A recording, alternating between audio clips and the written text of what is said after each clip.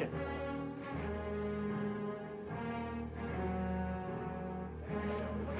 Cut.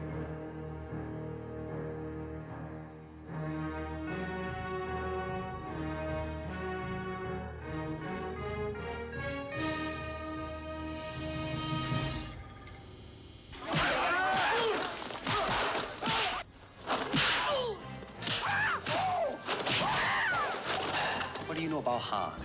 We are investing in corruption. We know everything. We can prove nothing. We want you to go in there as our agent. Get us our evidence. This is where you'll be going. An island fortress, really.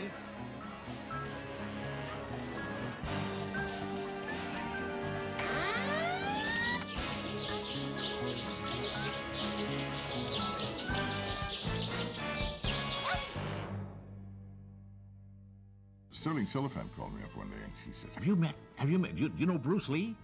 I said, who? No, I don't know Bruce. Well, he's the greatest there is. Absolutely greatest instructor. He's brilliant. You got to meet him. I said, oh, well, yeah, sure, okay, I'll meet him, you know. We were just getting started and having been executives at Warner Brothers. And Sterling Silliphant and James Coburn came to us with a script called The Silent Flute that Sterling had written for Bruce to star in. And then Bruce and I became great friends. I mean, we went out, we went to dinner, we talked about martial arts. He showed me some of the films, and I got very interested in the Chinese fighting thing, which never came over to America. And we couldn't get anybody at Warner's interested in doing it. Nobody was interested, really, in a Chinese lead. And he was really anxious to become an American television star. He wanted to be a star. I mean, he was just driven to that stardom. I said, there is no way, Bruce, that you're going to ever get to really be seen here in America unless you have a piece of film. And it's not just the Green Hornet, that's television. Bruce was too much for television. I mean, he was bigger than television. So when Raymond Chow offered him the, I think it was The Big Boss, it was called, the first one, he said, well, I'm getting a little one. I said, take it. And he went back to Hong Kong because he didn't get the role in Kung Fu. After Bruce went back to Hong Kong, he became miraculously successful. I mean, he became like the Beatles, that overnight hit in the Far East. He'd never achieved that before in any time. It was on television where I guess they had a group of martial artists, and they were all breaking ice and bricks with their heads and with their elbows and everything. And they asked Bruce, who was sitting there looking askance at all of that, and said, well, what do you think about all of this? Well, I think that he can break ice with his elbow, or that he can break bricks. Well, what does that have to do with anything? That doesn't, well, okay, Mr. Smartass, let's see what you can do. And he says, no, I don't do any demonstrations. And everybody in the audience went, rah, rah, rah, rah. And so he says, okay, just wrap up 3 of those square boards, foot wide, and put some tape on them. And so he held it out there, and he dropped it and side-kicked it, and it shattered. It just blew. It went up in the lights, and the lights went pow, pow, pow. And Bruce was he said, I was so shocked because he'd never done that thing before. It was just something that came to his mind. Pow! He acted his way back to his chair like nothing had happened. I mean, after that, of course, Run Shaw and Raymond Chow and everybody started vying for his attention. Bruce and I spent a lot of time, went out. Bruce was interested in the project, there was no question. Raymond, on the other hand, was soft. And why was Raymond soft? Because he was making so much money on the pictures, he still wanted to have complete control and everything. So Raymond said, well, it's a shame it's not going to work, so we'll have dinner tonight. And so we went out to a Japanese restaurant, and we sat down for dinner, and as we're going through the meal, I said, Bruce, I'm leaving tomorrow. He said, why? I said, well, it's obvious that Raymond doesn't want you to be an international star. He understands that you're great as a local chopsaki guy, but Raymond doesn't. And he turned around to Raymond and said, make the deal. At which point, the next day, Raymond made the deal. We have found this young writer who had no real credits, but it's somebody that I had an eye on for a while. And then, Paul, you got this cockamamie writer who I had never heard of, who you love, Michael Allen. You called me in and you said, we've got this wonderful, amazing guy named Bruce Lee. He makes movies in Hong Kong. You've never seen anything like it. Guess what? I want you to write a movie for him. And he came up and he turned out a wonderful first draft. It was wonderful because I didn't know anything about martial arts. I didn't know anything about Hong Kong, and I was learning along the way. We really blocked it out. It was so exciting, and I'll tell you the kind of energy we had on it.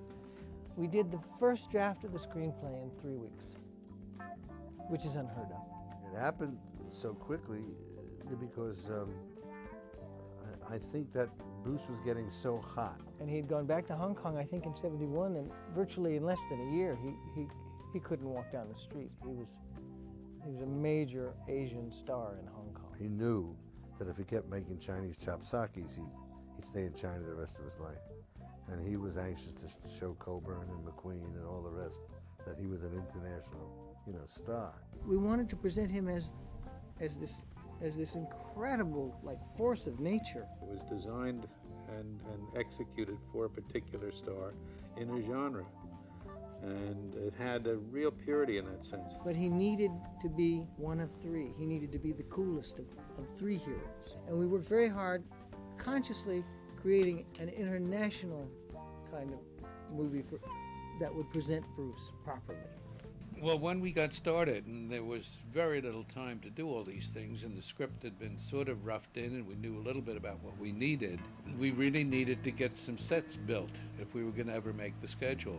When I was a kid, I grew up with this comic strip called Terry and the Pirates. And Terry and the Pirates was about China and the Orient and the mystery and dragon ladies. It was high chroma reds, blues, golds, and it just lent itself to this project so closely. Well, I brought in a sketch artist I knew named Dale Hennessy. Dale and I sat down and worked out the basic sets for the piece. The biggest one of all, a full studio-sized set, was the cave. Some of the prison areas where Bruce got caught in the cell and the doors clanging down. And then in the other studio, the banquet hall. These are large sets that needed a lot of thought. We put together enough material for me to bring over to Hong Kong and turn over to the Chinese designers. And they in turn took it and interpreted it, and I think did an outstanding job.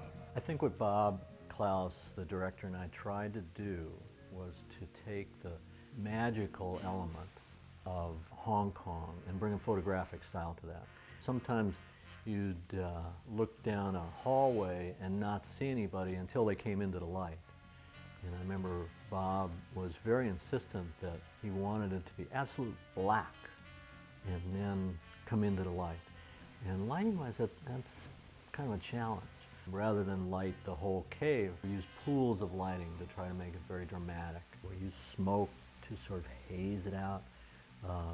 Bob did this very neat shot from up above, and looking at it, it was kind of blah. It was just a bunch of people walking around down there. So someone had the idea to get like 100 bird cages. So we'd shoot through the bird cages, so you couldn't really see what was going on. You didn't really know who these people were, what was going to happen. So what we try to do, lighting-wise, is to add to that, to make it dramatic, to make it exotic. Freddie and I talked about this at length, and the big problem is how do you have a film loaded with action in a contemporary situation where the hero has no guns? Now, why doesn't somebody pull off 45 and bang, settle it? No guns. Han would never allow guns on the island anyway. He had a bad experience with them once, and he's fearful of assassination. Can't really blame him. Any bloody fool can pull a trigger. I guess I won't need anything. And the villain creates the hero. You need a really sensational, I wanted Han to be the devil.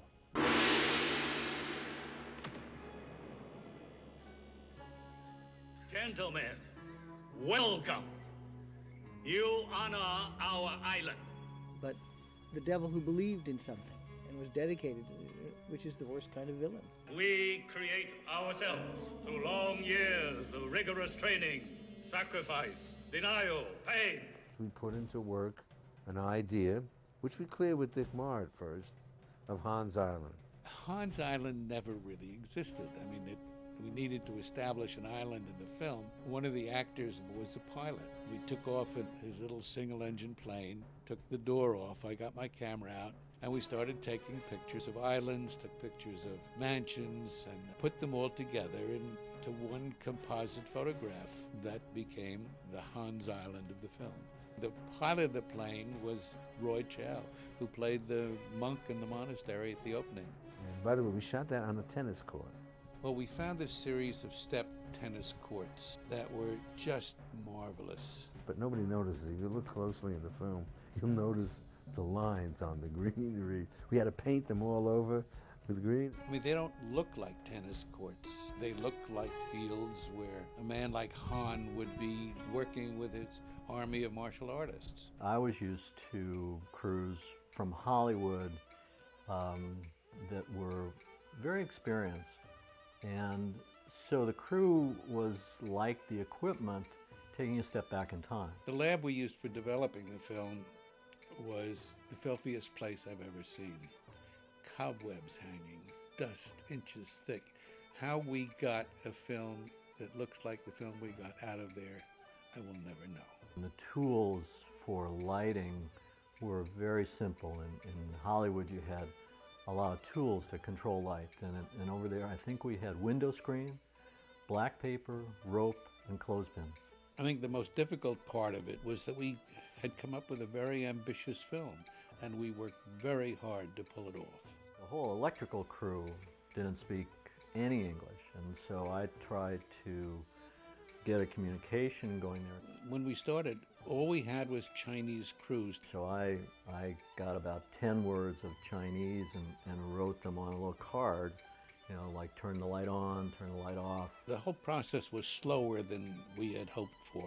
I mean, the biggest problem was communication. Obviously, my Chinese wasn't very accurate because most of the times when I would say something, they just thought it was the funniest thing in the world. As we went along, we learned about the crew, they learned about us, and we came up with a very positive way of making things work. But we had a very good time, and they were very hardworking. And once we actually started doing things where we would turn a light on and I would go over and show them what we wanted, they were very accommodating. The skill of the Chinese craftsmen working at things that they knew how to do was just outstanding. Bob had an idea for the island when we came there to sort of fill up the frame with a lot of flags. So we had some flags made, and then we needed some flag poles.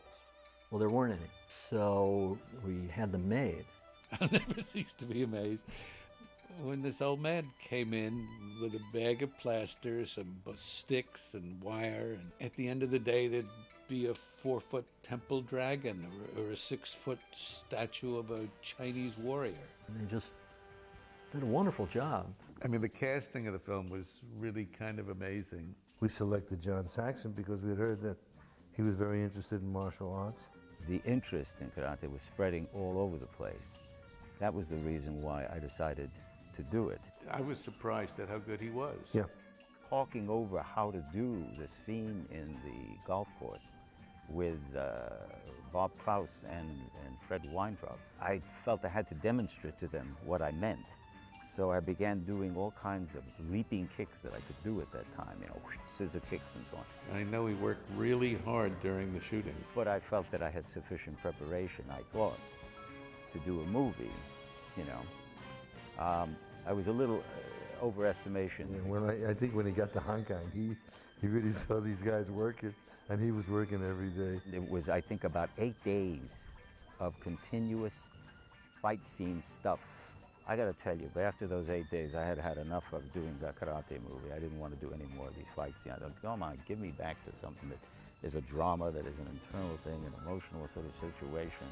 I was glad it was over in those 8 days, yeah.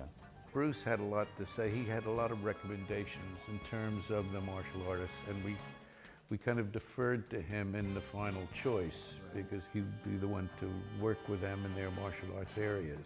He had worked with most of these guys in America. Bob knew Bruce, I guess, from competition. Bruce's and my relationship was slow in developing. In a way, we kind of had a tease each other, almost to say smart aleck things to each other kind of a relationship for quite a while. There's no question there was some There was a competitiveness there. In the shooting of the film, when that accident with the broken glass happened, it got way blown out of proportion. We shot that scene several times, 8 times to be exact, the particular scene with the broken bottles. The problem was, believe it or not, a very simple thing. They didn't have breakaway glass in Hong Kong at that time. And then, you know, rumors feed on themselves. They don't have to have a lot of substance. They used regular glass in all their movies. And so each time we'd shoot the scene, I'd have to break the real bottles. And Bruce instructed me to take the jagged edge of my right hand, which I had one in each hand, but lunge with the right hand at his right pec. And Bruce's words were, "Come at me as fast as you can." And Bruce insisted that the action be so realistic. And he wanted to get it perfect. Everything had to be perfect with Bruce. It was a fraction of an inch and Bruce got cut. And it was lightning fast. I mean, I just lunged as fast as I could, and whap, it was over. And Bruce had his right hand up, and he started to spin. And as he spun, he jammed his fist into the glass. Now, it truly was an accident. Truly an accident. We were both there on the set. I saw it. You know, I told him how sorry I was involved. He said, "It's not your fault. Just one of those things that happened." One of the most interesting things about the selection of the actors was how we finally got Jim Kelly. It was really a last-minute thing, because what had happened is we had another actor signed on to do it. 2 days before we were ready to leave, this martial artist actor decided he wasn't going to go. And so we had to find somebody else. We went to the studio and saw Jim working. Yeah, Crenshaw, I think it was. Yeah. And at night we went down there and we saw Jim Kelly working. He looked great. And 2 days later, he was on the plane. You know what was going on, and it was fast. One of my most favorite players was Angela Mao, who played Bruce's sister. She was so petite, so darling, and what a martial artist. And we saw her in a film that she had played the lead in when we were in Hong Kong. And when she was presented to us, we flipped over. And she was so cooperative and such a good actress.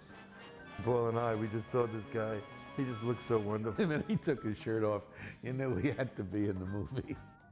Well, Peter Archer was in Hong Kong, I believe, at the time that we made the film. And that's where I came in. I was a local martial artist and a foreigner on the spot. But he was really quite good, and I loved the scene in the boat. There was a boat scene on a junk heading out of Aberdeen Harbour, and one of the things that this particular scene called for was for me to jump off the deck of the junk and into this little dinghy. I think I was out there on the boat at that time. Yeah, you were. I was out there, and Bruce was really pissed at him a little. Something had happened between the two of them. But I was being towed behind the junk at the end of a long rope. And he wasn't supposed to stay out there that long on the boat, and Bruce made the kids not bring him in so fast. And this chap on the bullhorn on the back of the junk was saying, "Pull on the rope, pull on the rope." Get mad. So I'm shaking my fist and pulling on the rope at the same time as the bow of the dinghy was disappearing under the waves. So. Whatever happened to the boy? Tong Wei, the boy who played the little boy from the monastery. Whatever happened to him? He's a director now. He's an important director in Hong Kong. 其實就係咁噶，因為我哋最初嗰陣時做緊 stunt 噶啦，咁有一個叫關正良師傅，咁佢哋話俾我聽，佢哋沙龍公司佢哋需要一個後生仔做一個咁樣嘅演員，咁就揾咗我去咯。咁我本身係 stunt 嚟嘅，咁啊好細個咁做 stunt 咁樣去咯，咁試咗，咁俾個導演睇，咁導演 OK 咁做。We were all packing it in and going home, and Bruce, by that time, was so wound up he didn't want to quit. And he invented that little scene at the monastery. But I think after he saw some of the rushes of the film, he got real excited and went back and shot that. Yeah. For that one, he called Sammo Hung. Sammo was one of his old good friends. And after he shoot again of that, halfway they stop. They stop. They shoot and then the dragon. He find me. Then he call me. I want you to be in my movie. Fight with me. Then we rehearsal. We don't do anything. We just talking. Give me punch. I punch you. Yeah, block you. Okay. Yeah. Ready to take action. We just one take. Okay. One take. Okay. This is very fast. We shoot only 1.5 days. One day whole day. The other day is before lunch. You know, they finish. Then we're very funny, very happy. I'm going to hurry. Okay, go. Take my passport, you know. Well, we saved the dragon lady for last, Anna Capri. And we're very fortunate because Anna took some home movies while she was making the film. Back in those days, I loved going on location, and I had told my agent that at that particular time I wanted to go anywhere on location because my mom had just passed away, and I would welcome the opportunity to work out of town. And my agent called me up, and he said, you said you wanted to go on location. He said, is Hong Kong far enough? And I just laughed. I said, what are you talking about? And he said, there's a film called Enter the Dragon, and it's starring a martial artist called Bruce Lee. He says, have you ever heard of him? And I said, I have never heard of Bruce Lee, nor martial arts. He said to me, would you like to go to Hong Kong? And I said, absolutely. So I said, well, good. When should I go? And he said, tonight. I said, no way. And I said, well, what's the part? He says, I don't have a frigging idea. But he says, you know, they'll send you the script, packer, and the luggage. Just get on that plane. I somehow miraculously was on that plane going to Hong Kong that night at midnight. China Airlines. My dad had given me a little Super 8 camera for my birthday, which was like a couple months before I went, and I just threw it in the bag just to pass the time, just walking around and, you know, taking some shots of Bruce and John and Jim Kelly and Bob Wall. Of course, I'm sorry that I didn't have more. We just spliced 5 3-minute increments together so it would be easier to view, to show my friends. And like I said, it was just for fun. And it wasn't really from the beginning, middle, and end. It was mostly just, you know, where they were filming the tournament scenes. And when they first arrived, that was just down the steps from where we shot the tournament scenes. As a matter of fact, it's very interesting because I had been invited to a formal lunch at this rich palatial estate. It was on a Sunday afternoon, and I went, and the lunch was basically held on a boat, which was down the steps from this palace. I noticed that these yellow flags were flapping in the wind. I asked our host, I said, what are all those yellow flags doing there? And he said to me, tomorrow, some movie company is going to start shooting here for the next 2 to 3 weeks, and it's a film starring Bruce Lee. And I said, I can't believe that. I said, I'm the leading lady in that role, in that movie. And he said, you're kidding. I said, no. I said, and we're going to start shooting here tomorrow. But it was mysteriously wonderful and beautiful at the same time. I was fascinated with it. I loved Hong Kong. Well, the interesting thing is when we started the film, Bruce was so nervous he didn't want to start. We started shooting the picture, and Bruce did not show up. And what we had heard is that he was nervous, and he was nervous.